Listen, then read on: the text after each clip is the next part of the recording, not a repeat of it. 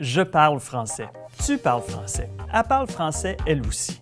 L'affaire, c'est qu'on le parle tous un peu différemment, bien qu'on ait les mêmes règles, les mêmes normes pour nous dicter ce que devrait être le bon usage. Certains disent du beurre, d'autres du beurre, ce qui assurément ou pour sûr amène des tensions linguistiques.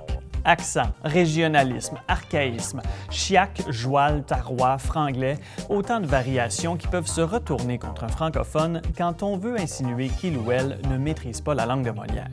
Conséquence, l'insécurité linguistique. On se compare aux autres. On se met à douter de notre vocabulaire, de notre syntaxe, de notre grammaire. On s'excuse de mal parler. On a honte de notre bagage linguistique. Dans certains cas, l'insécurité nous réduit au silence. On préfère même parler anglais que de se faire reprendre en français.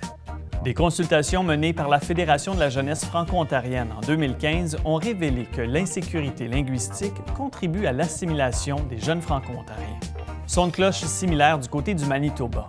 À l'été 2016, le Conseil jeunesse provincial a souligné que les jeunes franco-manitobains étaient mal à l'aise de parler avec les Québécois, qui les traitent d'anglophones ou qui leur disent que leur français n'est pas assez bon.